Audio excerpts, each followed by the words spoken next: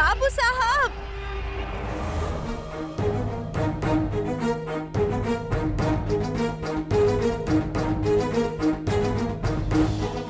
इका भांजा, ई कागजात पर काली के इतना साफ अंगूठा लगल बा, हमरा साफ साफ दिखाई दे रहल बा।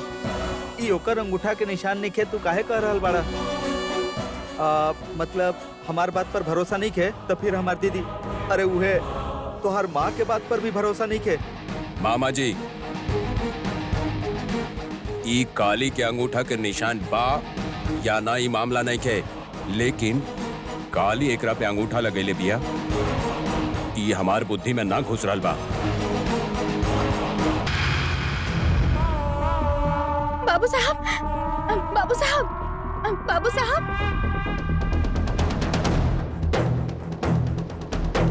बाबू साहब, बाबू साहब, अरे बाबू साहब कमरा में भी नहीं खन, कहाँ गए हो कि? बाबू साहब, विशाल, तहरा लायक के लड़की जैस्मीन आ गइल बाड़ी ना बेटा। वो अपना के एकरा साथ तोल ले होई तो ओकरा के लागल होई कि ऐजा ओकर स्थान नहीं खे बा बेटा, यही खातिर अंगूठा लगा देले होई है। That's it।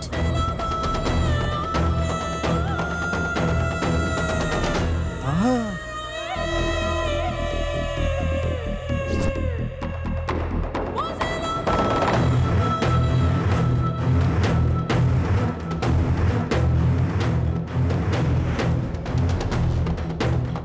बाबू साहब, बाबू साहब, अरे ये तो नया मेम साहब के कमरा बा, यहाँ काहे होके? आंटी, काली अगर अंगूठा लगा दी तो एक पल भी देर कैले बिना साइन कर दी हमार सन, कहले रहनी ना। पर इतना मिनट हो गई फिर भी पेन नहीं खे पकड़ रहा, साइन नहीं खे कर रहा। What happened?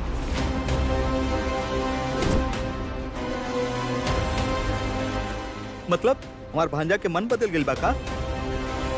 अरे रे, आपन बात से कबो ना पलटी।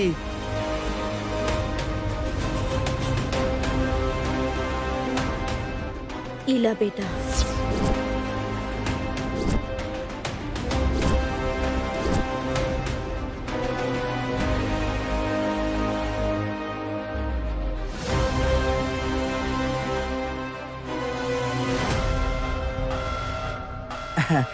ई गन नइखे भांजा, पेन बा। एकरा लेके जल्दी से कागज पर दस्तखत कर दा।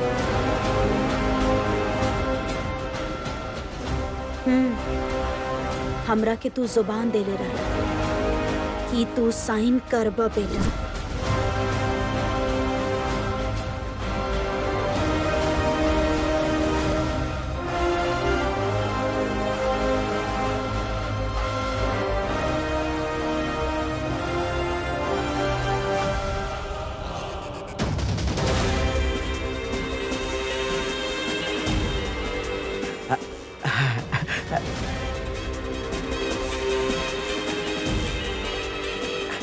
भांजा बैठ जा, बैठ जा भांजा, बैठ जा।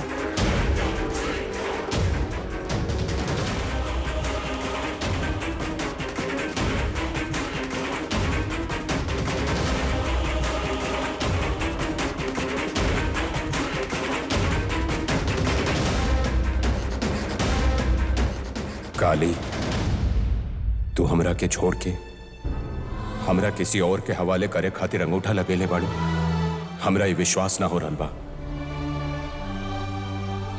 माँ के जुबान देले बानी, फिर भी काहे तू हमरा के बार बार याद आ रहल बाड़ू? करा ना भांजा। तू सच में अंगूठा लगा देलू, हमरा विश्वास ना हो रहल बा। विशाल, साइन।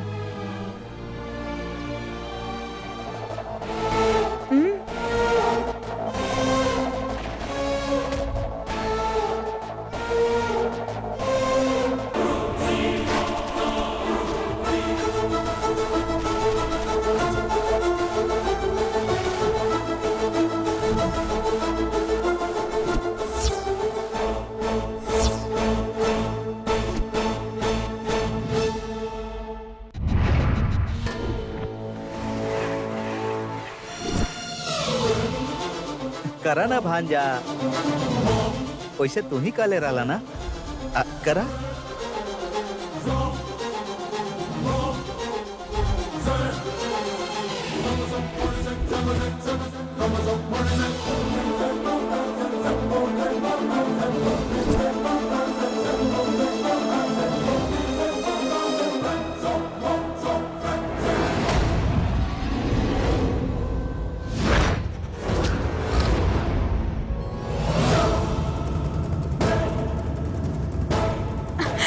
बाबू साहब, बाबू साहब,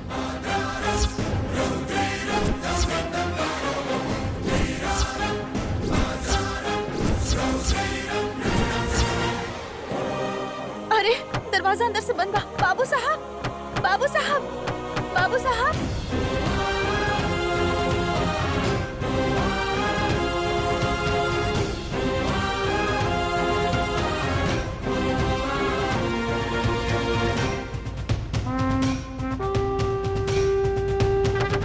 बाबू साहब, बाबू साहब। माँ, वहाँ काली बुला धल बिया। आप लोग 1 मिनट रुको, हम बात करके बतानी। अरे तू बैठा ना भांजा, तू कहे जा रहल बड़ा। हमारी बात सुनी मामा जी। विशाल, तहरा बुलावे से ओकरा आवे के चाहिए, बाकी ओकरा बुलावे से तू कहे जात बड़ा। साइन करके जा विशाल। तू 1 मिनट रुका जैस्मिन। माँ 1 मिनट माँ बतानी, बस एक बार दरवाजा खोली ना, आपसे बात करेंगे बाबू साहब, बाबू साहब, बाबू साहब। माँ, बैठा। अरे हमारी बात मानी माँ। माँ प्लीज माँ, 1 मिनट में बात करके बतानी। तू बैठ जा, माँ बात सुनी माँ। बाद में आराम से बात कर लिया ना बेटा। मामा जी 1 मिनट माँ। माँ प्लीज माँ, बस 1 मिनट माँ, हम बात करके बतानी। हम बस अभी मिल के बतानी माँ। आपकी एक बात बतावे का बाबू साहब, बाबू साहब, बाबू साहब दरवाजा खोली ना। माँ, माँ बात करके बतानी माँ। बैठा, बैठा। प्लीज मामा जी। विशाल, बाबू साहब, बाबू साहब, बहन यहाँ का कर रहल बाड़ू तू? बाबू साहब अंदर बड़े हंसिका जी, दरवाजा खोलत नहीं है। अरे, बाबू साहब, तू आ बाबू जाइए, पहले तू चला। कुरियर से कोनो पार्सल आयल बा, तब तू साइन ना करबू ती है ना। चलो रुक हंसिका जी, अरे चला ना बहन। अरे आवा ना, हंसिका जी, आवा। हंसिका जी, एक बार बाबू साहब से बात करके आ जाए हम। माँ अरे प्लीज रे, माँ, 1 मिनट में बतानी, बस बात करके बतानी माँ। पहले 1 मिनट पहले साइन मामा जी कर ला। प्लीज मामा जी, पहले हमारी साइन बात तो कर सुनी ला, मामा जी। सबसे पहले साइन करा विशाल। विशाल, साइन करे खातिर तू वादा कैले रहला हमरा से। साइन करा। कर दे भांजा, कर दे। वो काली पागल भी है, बाद में ओकरा से बात कर लिया। कर दे भांजा, करा।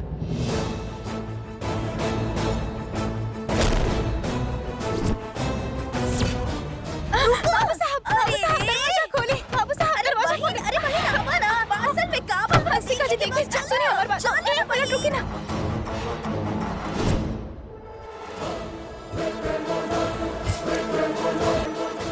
अरे पहले साइन करा।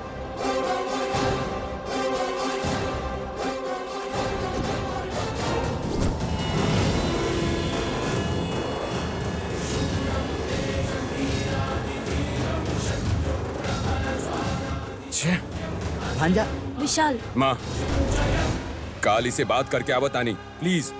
विशाल, विशाल, विशाल, विशाल बात सुनिए ना हंसिका जी। काली, हमरा बाबू काली, साहब से बात करे के बाद। काली, हंसिका जी, विशाल, काली रुका। अरे रुका। भांजा। विशाल, आओ ना बहन, जल्दी जल्दी जल्दी जल्दी करो। अरे कहाँ जात हंसिका जी, बा? जल्दी चलो बहन, हमरा के पार्सल देखे के बाद जल्दी से। काली, विशाल, अरे काली, विशाल। काली।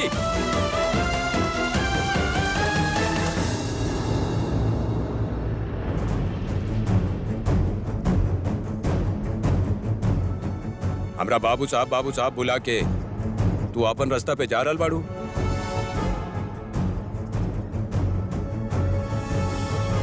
ना बाबू साहब, हम आपके पास आयल रहनी। कोनो कोरियर आयल रहे इसे हम ले जात रहनी। विशाल, भाभी खातिर कोरियर आयल बा। ए, इका भाभी भाभी करत बड़ा। काली बोला। रिश्ता और रिश्तेदार के जबरदस्ती ना बदलल जाला बल्लभ। छोटका भांजा, रात में कोनो हॉरर पिक्चर देख ले बड़ा का? डर के मारे रिश्ता बनावत बड़ा तू? मन से अपने आप आइल मामा। मैनेज करे खातिर हम कुछ गलत ना कहनी। गलती न रहल, गलती ना सही बात रहे। असल में बात सही ना रहे। काहे की तलाक के कागज पे काली खुद से ही अपन अंगूठा लगैले बाड़ी।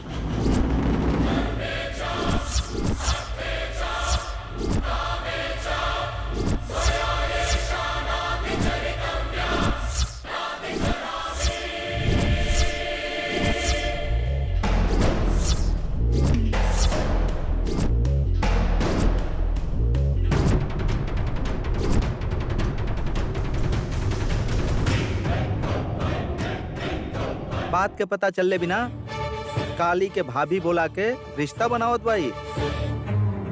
सॉरी फॉर दैट भांजा। ई का बहिन तू अंगूठा काहे लगा देलू?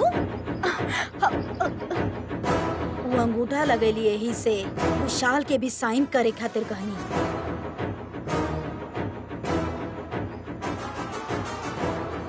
ब्रो अब देरी कोना बात के? तू रुक जा। काली तू ऐसन काहे कैला? अंगूठा कब लगा देलू? दादी माँ हम तो अब कुछ भी बोला चाहे कुछ भी करो कोई फायदा नहीं खे काली। तोहार साइलेंट हो जाए अच्छा होगी। विशाल ओकर काम हो गइल बा, अब तो हर साइन करे के बचल बा। माँ साइन करे से पहले हम काली से बात करे चाहता नहीं।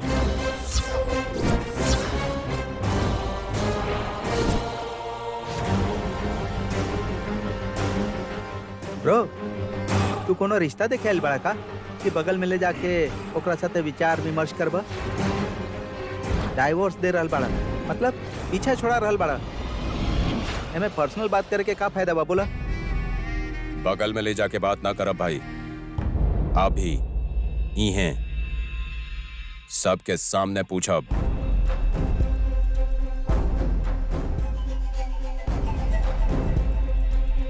जे भी हो साइन करके पूछ सकेला ना विशाल।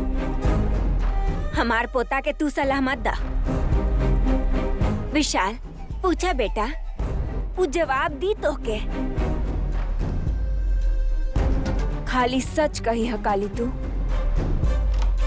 तो हमेशा ही त्याग के लिए बाड़ू बेटी। अभी भी त्याग करब छोड़बू त ओकरा बाद यज्ञ कैला के बाद भी कोनो फायदा ना होगी। काली हमार पोता जे पूछ रहा ओकर सीधा जवाब दा बेटी। तू डिवोर्स पेपर्स पर अंगूठा लगेले बाड़ू का?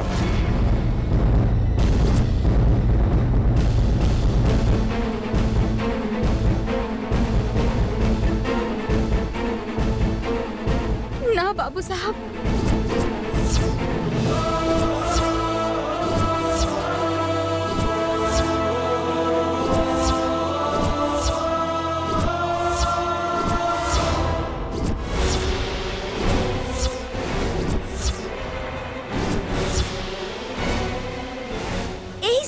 झूठ कहल जाला।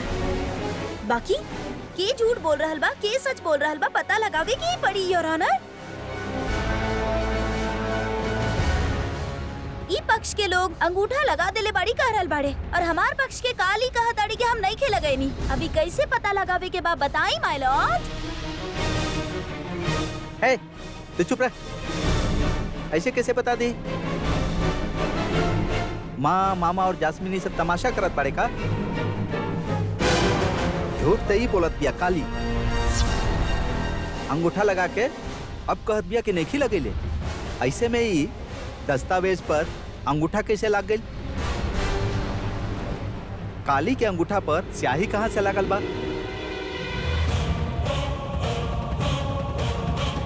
का भइल? अपन हाथ सबके ना देखई तू?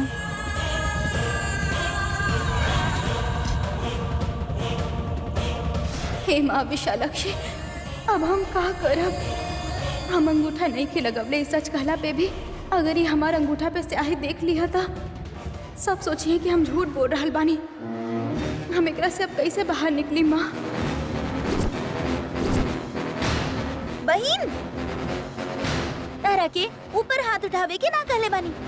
आशीर्वाद देवे के जैसन हाथ ऊपर उठा दा काफी बा। हरिओम तत्सत। चलो उठावा, हाथ दिखावा, दिखावा दिखावा दिखावा दिखावा दिखावा।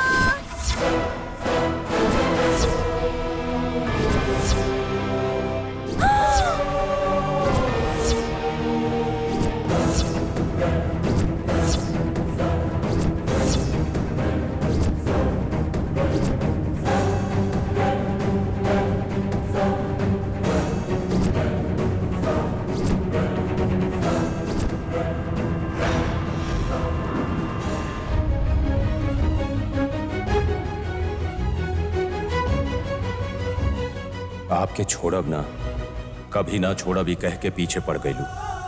ऐसन करके घूमे वाली तू रिश्ता के कायम रखे खातिर कुछ भी कर सकेलू, ऐसन सोचत रहनी हम। तोहार अच्छाई, तोहार जिद में बाई है सोचत रहनी, पर और राते रात तू अंगूठा लगा देलू और अभी कहलू कि हम ना लगेली। ऐसन काहे कर रहल बाड़ू तू? काहे कर रहल बाड़ू ऐसन? हमरा के एगो डाउट बा। कह रहल बानी कि रात के अंगूठा लगेनी और अभी हाथ दिखावे कह रहल बानी। कहीं तो लॉजिक मिस हो रहल बा। सुना भांजा विक्रांत, वो इतना आसानी से मिट जाई, कोनो चौक के निशान नहीं खे, स्याही बा। एकर मतलब बा कि हमनी जौन कहत बानी वो सच बा। अब तक क्लियर हो गइल ब्रो, साइन करा। जैस्मिन, डिवोर्स पेपर्स और पेन विशाल के हाथ में द। इली विशाल, अपन अमूल्य साइन करी। इली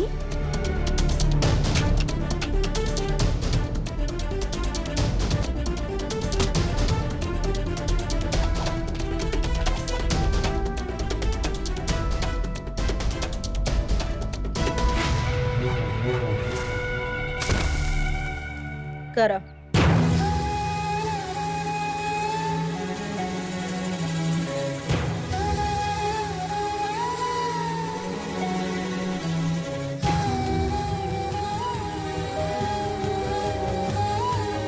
साइन करो विशाल। बेटा विशाल, एक बार सोच ला बेटा। आप कुछ मत बोली सासू माँ। काली को अंगूठा लगेला के बाद हम भी साइन कर दे बैसन। विशाल हमरा से वादा कैले रहल। तू करा ना बेटा। बहन, विशाल से बात करे के रहे, ऐसे भाग के आयल रहलू ना, चिल्ला के दरवाजा खटखटावत रहलू, तो आप कुछ बात काहे ना करल बाड़ू?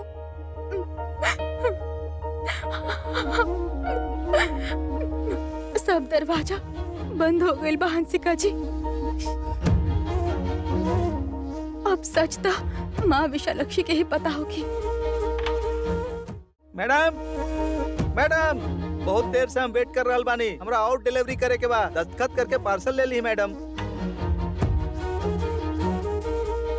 बहन, तोहरा के आवाज दे रहल बा। दस्तखत ना कर सकेले, अंगूठा लगाई। इंक पैड हमारा पास बा सर। कोई बात ना भाई, अभी तक ओकर अंगूठा पर स्याही के निशान लागल बा, वही से वो निशान लगा सकत बिया। परसू तू कुछ ज्यादा ही बोल रहल बाड़ा। बस ही तो उत्साह में हमार मुंह से निकल रहल बा दीदी। आप अब साइन करी विशाल।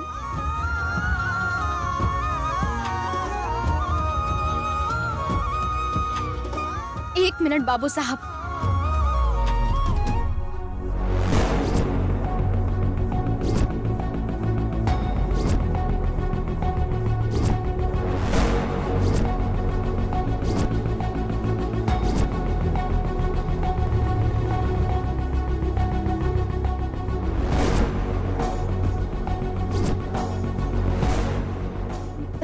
अगर कोनो आपत्ति ना होके तो वो कलम आप हमरा के देब का?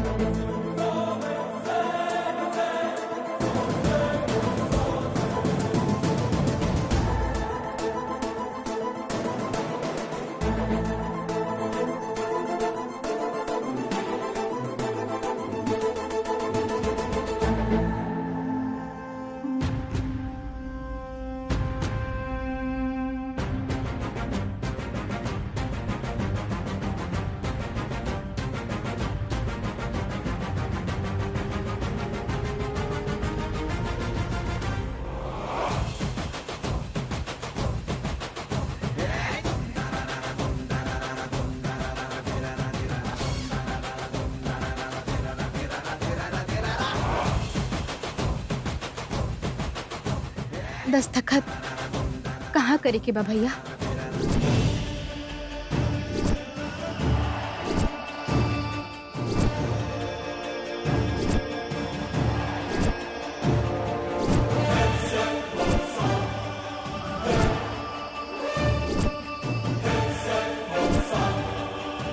अंगूठा लगावे के बना मैडम, इंक पैड बा हमरा पास। जब दस्तखत कइल आवेला त अंगूठा लगावे के जरूरत बा का? कोनो बात ना मैडम, दस्तखत कर दे तब चली। कहाँ करे के बा दस्तखत? यहाँ देखी, यहाँ करे के बा।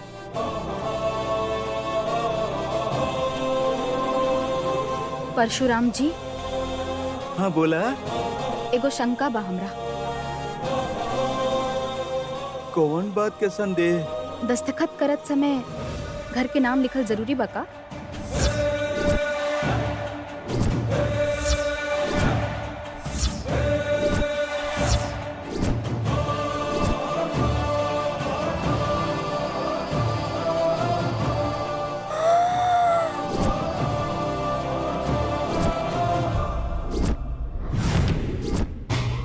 सूर्य देव रानी ससुराल के भी नाम लिख देबू का बहिन? हम पूछनी हंसिका जी, बस पत्नी के नाम के पहले पति के नाम भी तो लिखल जाला ना? काहे वकील मेम साहब? उतना शौक में है बेटा। पहले तू साइन कर दा काली।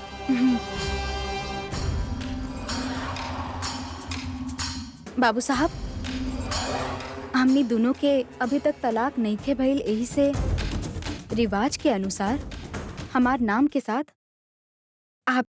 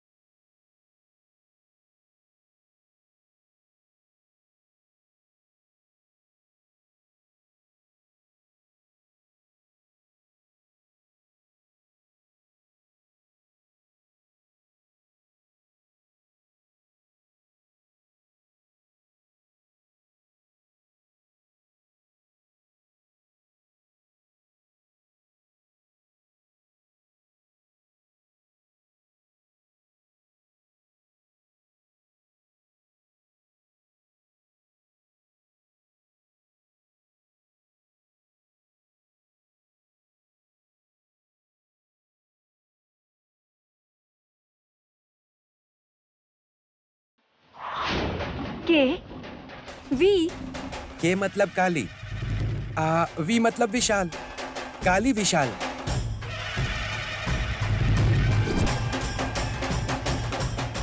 You are absolutely right Vikrant. तालियां बहिन। ई का? ई ते खाली दूगो अक्षर ही लिख ले बिया, ओकरा कोनो दस्तखत मानल जाई का? ए, परशुराम, तुहार दस्तखत कितना गंदा होखेला यहाँ सबके पता बा। हाँ ससुर जी, ये पकड़ा, हमरा के पता बा।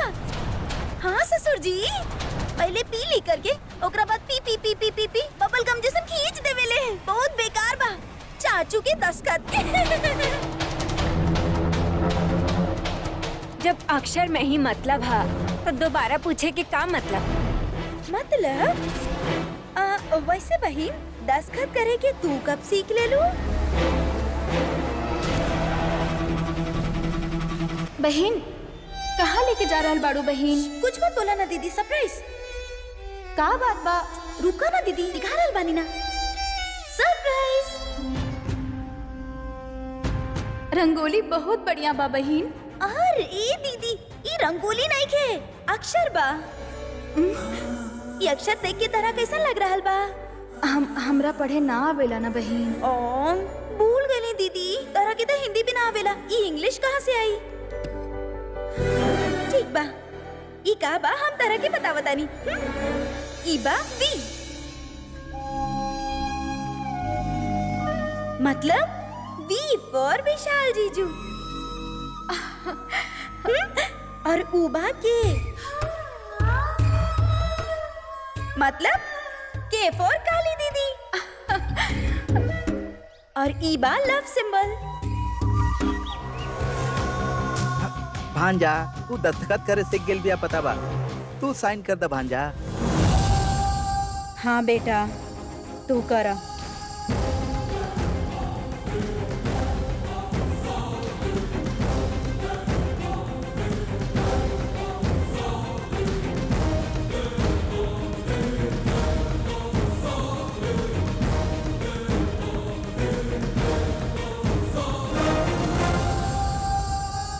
जब काली के दस्खत करे आवेली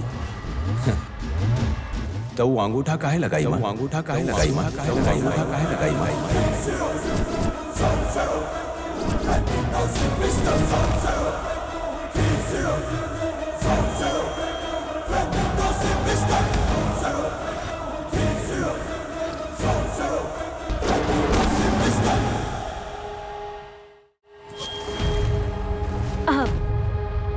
ओके, अंगूठा लगावल ही शायद पसंद होखी विशाल। ना तो ई डाइवोर्स पेपर्स पे काहे थम इम्प्रेशन लगाई? हम नहीं खी लगवले।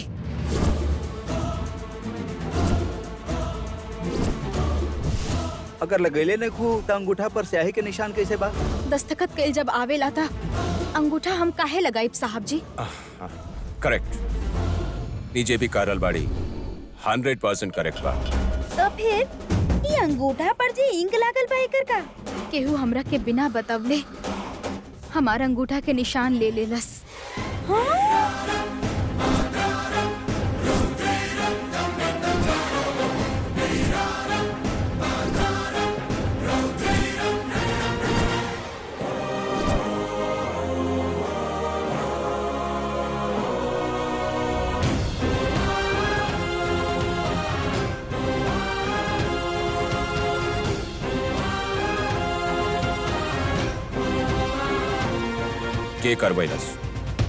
के करवैलस ही काम।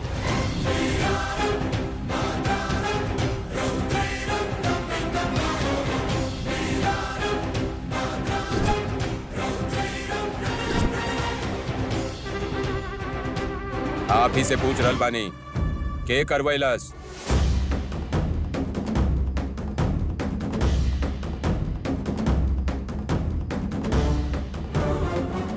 ई घर के आदमी के इहे घर के आदमी धोखा देले बानी।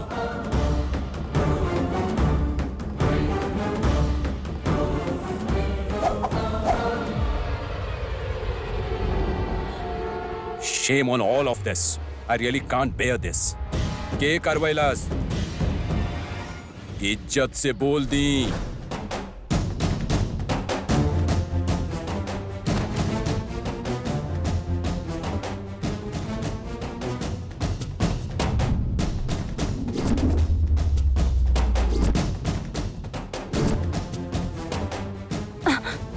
अरे ओकरे खातिर अपन घर वालन पे ऐसे शक मत करी विशाल। उहे तब रात के अंगूठा लगैले रहली।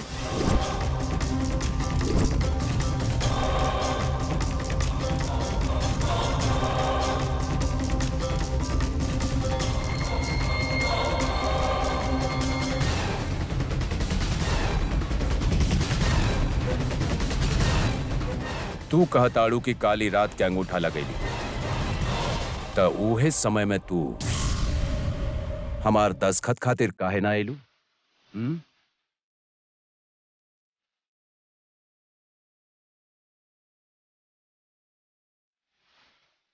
जब कहानी की काली से बात करके आवत आनी त हमरा दस्खत करे खातिर फोर्स काहे कइल गई?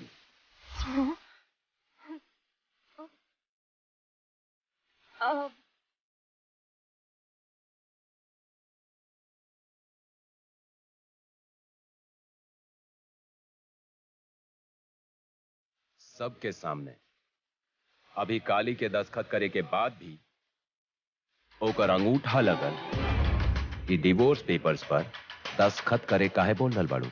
जरा हमरा बतावा।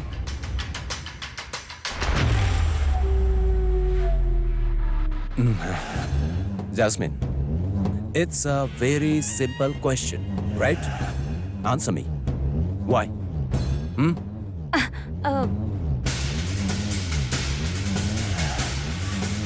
Actually, it's logical, right? Huh? Tell me.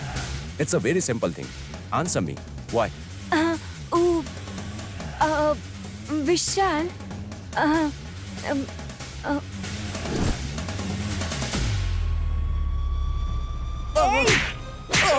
दीदी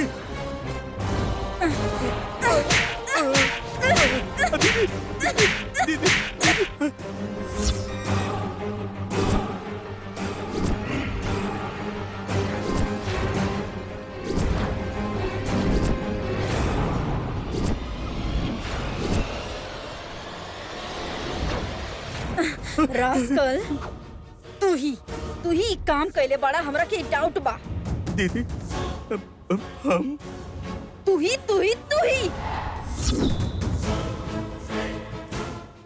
काली अंगूठा लगा देली, हमरा के पास आके जल्दबाजी करके विशाल के भी हमरा पास कमरा में लेके आइला। जल्दबाजी करे वाला तू ही बड़ा। दीदी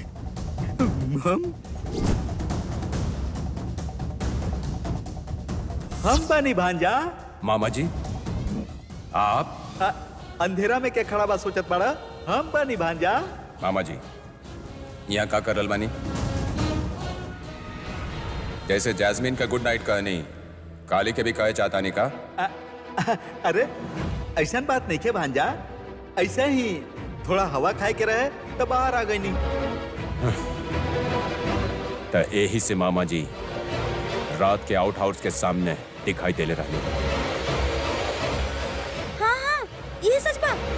रात के नींद की गोली भी हमरा से मांगत रहले चाचा जी। यही खातिर ना काली के नशा में डाल के ऐसा अन्याय और पाप के षड्यंत्र कैले बनी आप।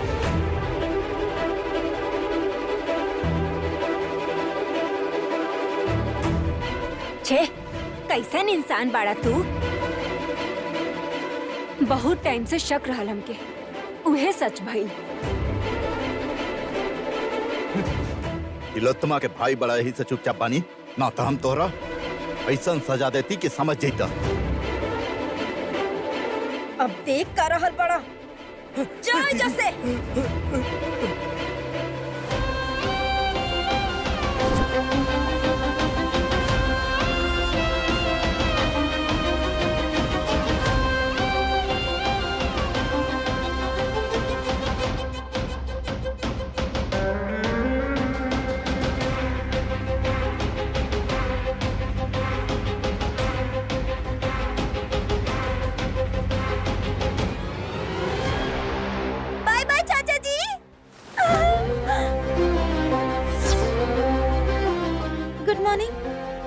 Good afternoon.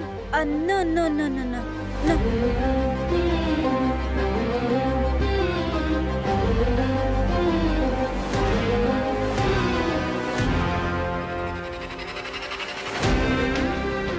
हमार भाई गलती कैले बाई से ओकरा तरफ से हम क्षमा मांगतानी। माँ, What is this, mom? गलती मामा कहले बाने, आप काहे क्षमा मांग रहल बानी? That's not right. Please. सबके कह रहल बानी। काली के अगर हमरा तलाक देवे के होइत त कब का दे देले रहती।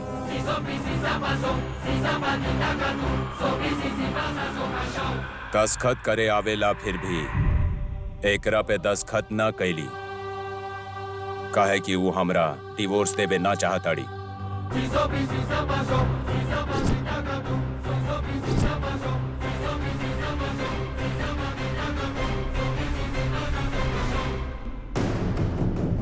जबरदस्ती अंगूठा लगवैबा या साइन करवैबा, केहू भी होई ओकरा कानून के हवाले कर दे।